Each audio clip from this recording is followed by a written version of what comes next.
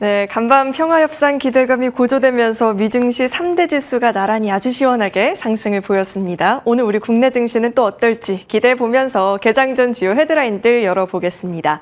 첫 번째 헤드라인입니다.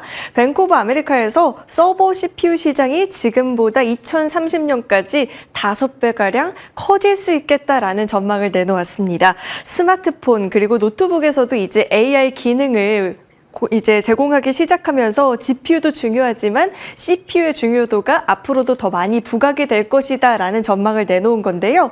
지금 보시면은 AI를 우리가 기존에는 뭐 해당 지역의 호텔 시세를 좀 알려줘 이런 식으로 사용을 했다면 이제는 그 호텔을 예약해줘, 문의사항이 있으니까 메일을 보내줘 이런 행동들을 지시하면서 AI 활용의 범위가 확대가 되고 있는데 이런 행동들을 수행하는 데에는 CPU가 훨씬 더 많이 쓰이기 때문에 AI 투자 스토리 자체가 GPU에서 GPU 플러스 CPU까지 확대가 될 것이다라는 전망을 내놓았습니다. 그러면서 수혜 종목으로 인텔과 AMD, ARM을 또 이렇게 꼬집었다라는 점을 참고하시면서 이 관련한 종목들이 이런 기대감 속에서 또 추가적인 주가 상승을 나타낼지 이런 부분들도 관심 갖고 지켜보시면 좋을 것 같습니다. 자, 이어서 두 번째 헤드라인도 살펴보겠습니다. 더 인포메이션이라는 이제 미 IT 매체가 있는데 거기서 구글이 차세대 TPU의 일부를 삼성에게 생산을 맡기는 방안을 검토하고 있다라는 보도가 나왔습니다. 물론 다 맡기는 건 아니고요. 핵심 연산은 여전히 TSMC가 생산을 하는데 그중에서 인터페이스 칩이라는 일부를 삼성전자에게 생산을 맡기는 방안을 지금 검토를 하고 있다는 소식이 전해졌습니다. 왜 최근에 구글 같은 경우에는 대량의 TPU를 또 인텔에 생산을 의뢰했다라는 소식이 전해진 바도 있었잖아요. 지금 TSMC에 대한 의존도를 낮추려는 움직임들이 계속해서 좀 포착이 되고 있는 모습입니다. 물론 아직은 양측에서의 공식 입장이 확인되지는 않은 상황입니다. 그럼에도 불구하고 만약에 이 계약이 성사가 된다면 삼성전자 입장에서는 이 나노 수율 경쟁력을 입증할 수 있는 기회가 될 수 있다 보니까 삼성전자에게 있어서는 굉장히 또 호재로 작용을 할 여력이 있는 거죠. 과연 이 계약이 성사가 될 수 있을지 여부도 한번 주목해 보시길 바라겠습니다. 자, 다음 헤드라인도 살펴보겠습니다. 젠슨항 CEO가 한국에 온 지 일주일 정도 지났는데 이번에는 샘 올트먼 CEO가 한국에 방문한다라는 소식이 전해지고 있죠. 14일에 한국에 와서 15일에 출국하는 굉장히 짧은 일정으로 알려져 있는데요. 그 짧은 일정 가운데 카카오, 삼성전자, 네이버와 회동이 예정되어 있습니다. 카카오는 카카오톡 맞춤형 AI 비서 도입에 대해서 협력을 할 것으로 기대가 되고 있고요. 삼성전자 같은 경우에는 삼성전자 DS가 이제 생성형 AI를 업무에 도입을 하기 시작했는데 그를 계기로 삼성전자에서 강연도 열 예정이고 스타게이트 프로젝트에서 메모리 공급 협력을 좀 이야기하지 않겠느냐는 기대감도 나오고 있습니다. 또 중요한 건 네이버와의 공식 협력이 처음으로 논의가 될 예정인데 스타게이트 프로젝트 내에서 이제 국내 데이터 센터를 구축하는 방안이 이야기될 것으로 기대가 되고 있는 상황입니다. 일정에 따라서 이제 관련한 기업들의 주가도 역시나 변동성을 좀 나타낼 수 있다 보니까 이슈들 주말 새 또 월요일까지 잘 체크해 보시길 바라겠습니다. 자, 다음은 전일장 마감 이후 나왔었던 공시도 살펴보겠습니다. 배당 확대한다라는 롯데쇼핑의 공시도 있었고요. 공시는 아니지만 전일 외 소부장단에서의 강세가 나타나면서 코스닥 지수가 상승을 보였는데 넥스트마켓에서 추가 상승을 나타내는 모습들이 포착됐습니다. 대표적으로 원익 IPS가 정규장에서도 강했는데 넥스트마켓에서도 추가적인 상승세를 이어나갔다라는 점을 보면서 또 오늘장에서도 이런 흐름들이 이어질지도 한번 주목해 보시길 바라겠습니다. 주요 헤드라인들 살펴봤고요. 이어서 김재승 위원님과 함께 마켓링크 시간으로 돌아오겠습니다.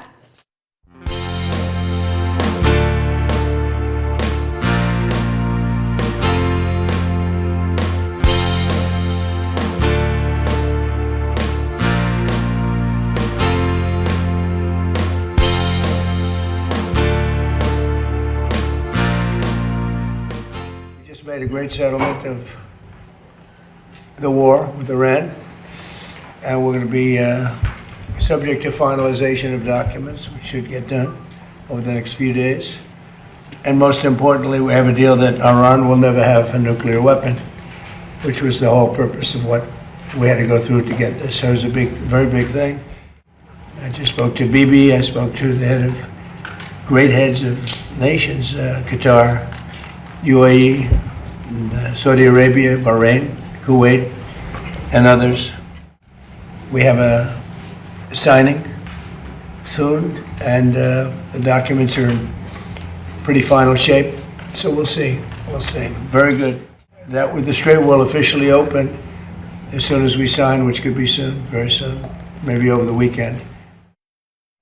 네, 이란과 조만간 유럽에서 합의서에 서명을 한다라고 이야기를 했죠. 그 안에는 이란이 핵무기를 가질 수 없다라는 내용도 담겨 있다라고 하는데 장기간 좀 시장에 리스크로 작용했었던 부분이 해소될 수 있을지 기대해 보면서 우선 주요 지표부터 체크를 해보도록 하겠습니다. 이제 장중에 평화 협상에 대한 기대감이 높아지면서 코스피 야간 선물은 거의 상한선 근처까지 7% 넘는 상승을 보였고요. 호르무즈 해협 개방 기대감 속에서 WTI는 4% 가까운 낙폭을 보인 모습입니다. 그러면 이제 김재승 연구원님과 함께 전략도 챙겨보도록 하겠습니다. 연구원님 안녕하세요. 안녕하십니까.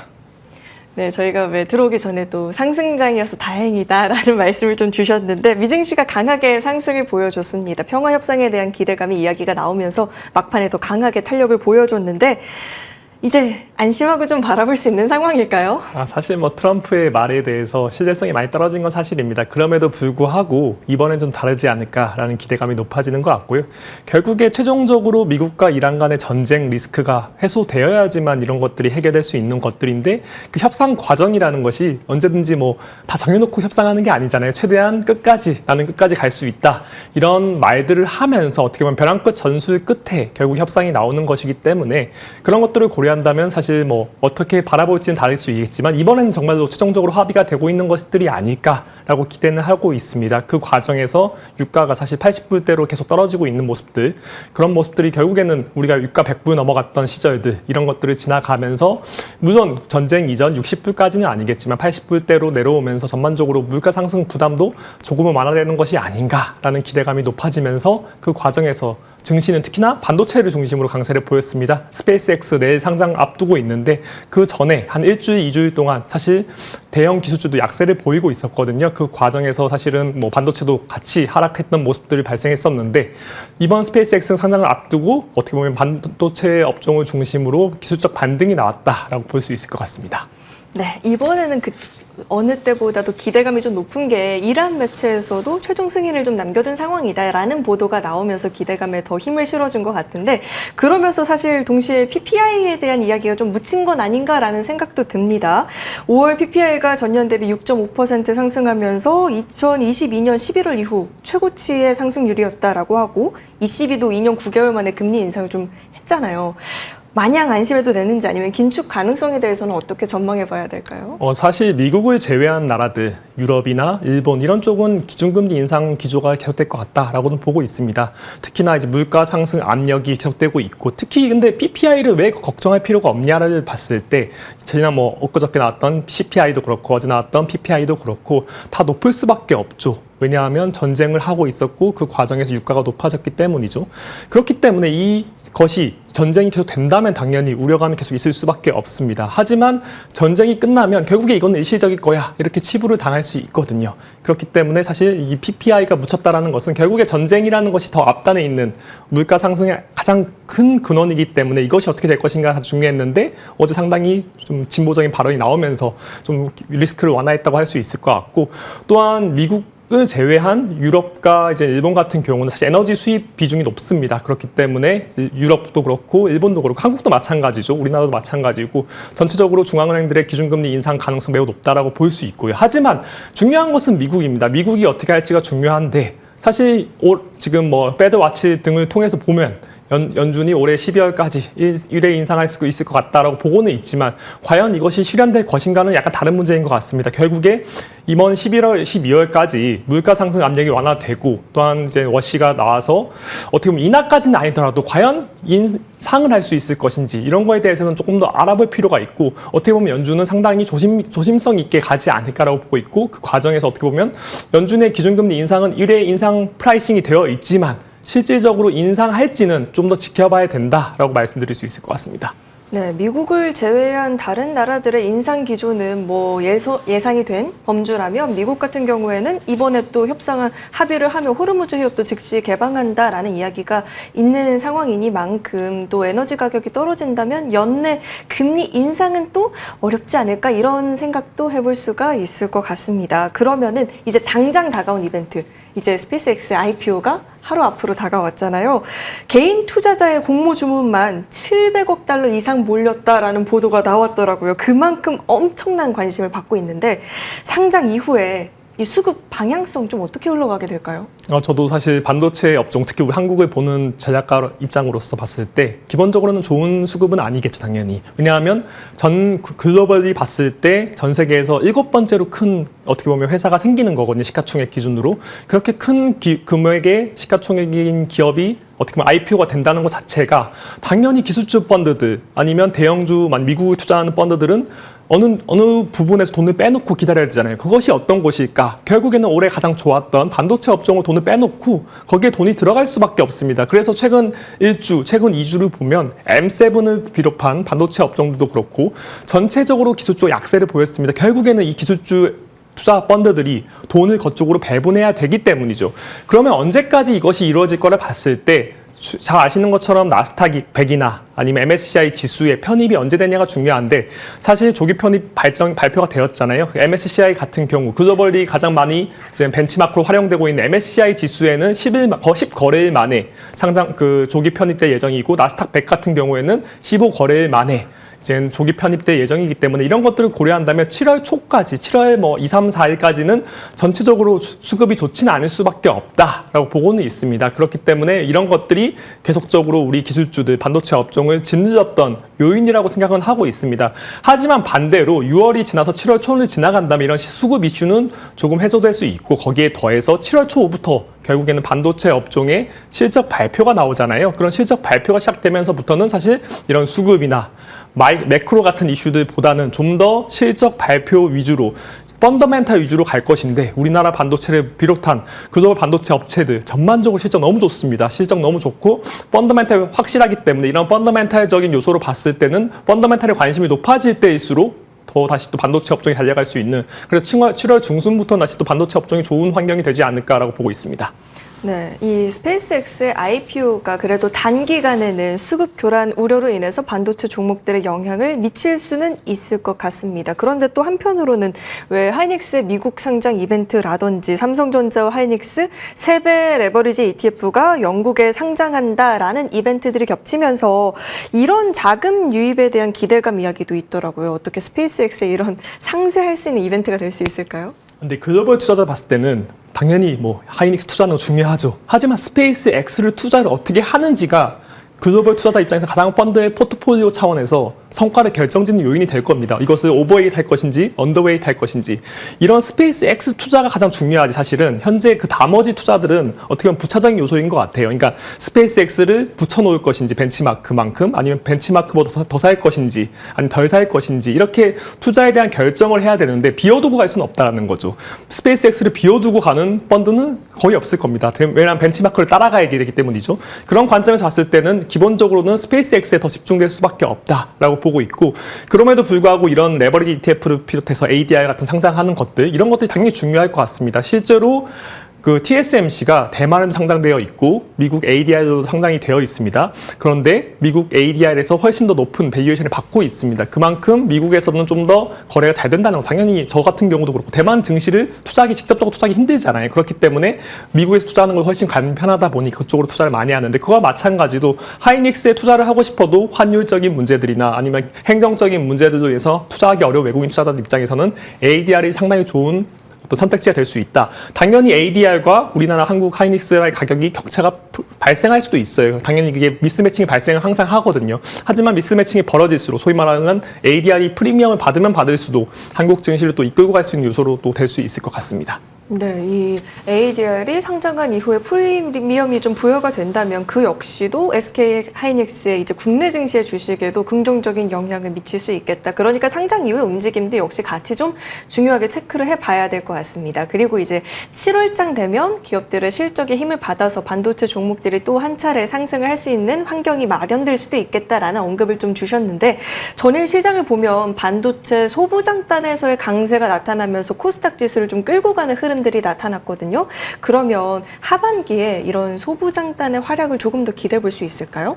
저 같은 경우는 하반기 전망으로서 AI 압축 포트폴리오에 투자해라 이렇게 말씀을 계속 드리고 있습니다. 그것이 뭐냐? 반도체만 오를 수는 없죠. 그래서 반도체 중심으로 로테이션이 계속적으로 발생할 수밖에 없다. 반도체 소부장도 있을 수 있고 전력기기, 거기에 IT 하드웨어들, 뭐 기판 같은 것들이 될 수 있죠. 이런 쪽으로 결국에 순환매가 계속 발생하면서 강수장이 이루어질 것 같다. 왜냐하면 어제 같은 경우도 그럴 때도 있고 뭐 엊그제도 그랬던 것 같은데 반도체가 조금 쉬어갈 때 소부장들이 전반적으로 좋게 발생하는 게 있거든요. 왜냐하면 혼자 갈 수 없기 때문이죠. 뭐 SK 하이닉스 최태원 회장님도 말했다시피 2035년까지 뭐 생산 능력을 3배 늘리겠다. 생산 능력이 갑자기 생기는 게 아니거든요. 소부장 투자를 해서 그것이 공장으로 들어가서 그것이 결국에는 공장에 팹을 만들어져야지 생산 능력을 늘릴 수 있는 거잖아요. 그런 것들을 고려했을 때 결국은 반도체만 오르는 게 아니라 반도체 소부장도 오르고 또한 거기에 전력기기, IT 하드웨어, 기판들 이런 거 함께 오르는 장, 결국에 로테이션이 그 안에서 돈다라고 말씀드릴 수 있을 것 같습니다. 하지만 그 밖으로는 사실 잘 안 나갈 것 같아요. 강수장이 계속 진행될수록 이 집중장은 지속될 것 같고 그렇기 때문에 뭐 AI에 안 묻은 업종들, AI가 관계없는 업종들까지는 뭐 당연히 중간중간에 약간씩은 또 뭐 키 맞추기가 나타날 수는 있겠죠. 하지만 대세 상승에 끼지 못하는 애들은 사실은 조금 어렵지 않을까. 그렇기 때문에 저도 뭐 코스닥 안에 코스트 전체가 좋을 것 같냐 이렇게 본다면 사실 저는 아니라고 보고 있고요. 그 안에서 정말로 종목 단으로 집중을 잘 하셔야지만 될 것 같다라고 말씀드릴 수 있을 것 같습니다. 반도체 밸류체인 안에서의 순환들을 좀 예상을 하면서 이에 맞는 전략을 꾸리는 게 중요할 것 같은데 오늘 댓글에는 모처럼 좀 편안한 주말을 휴식다운 휴식을 취하고 싶다라는 글이 좀 달렸어요. 그동안 원체 변동성이 심했으니까요. 그래서 우리 이런 분들을 위해서 장기 단기 전략 좀 구분해서 나눠보면 좋을 것 같은데 스페이스X 상장 직후의 단기 전략은 어떻게 챙겨보는 게 좋을까요? 저 아까 말씀드렸던 것처럼 결국에 7월 초까지는 수급적으로는 사실 좀 변동성이 클 것 같다. 사실 뭐 떨어지겠다, 올라가겠다 이렇게 말씀드리는 게 아니라 변동성이 큰 것 같습니다. 거기에 더해서 사실 지금 외국인들이 올해 120조 넘게 빠져나갔잖아요. 그걸 채워준 게 누구냐? 개인들입니다. 근데 개인들의 특징이 뭐냐? 결국 레버리지 ETF나 아니면 단위 종목에서도 특히 쏠림이 강하다는 거죠. 레버리지 ETF가 상당히 강하게 지금 순매수가 발생하고 있기 때문에 그 과정에서 상당수는 사실 변동성을 더 키우는 요인으로 작용하고 있다라고 볼 수 있을 것 같고 그렇기 때문에 하루에 뭐 그러니까 일주일에 10% 플러스 마이너스 이런 건 너무 이제 일상화될 수밖에 없다라고 보고 있고 그렇기 때문에 7월 초까지는 어떻게 보면 10% 넘게 하락했을 때 밀리면 사자 이렇게 보고 있고 추격 매수는 조금 조심해야 된다라고 보고 있습니다. 왜냐하면 변동성이 강한 장세기 때문에요.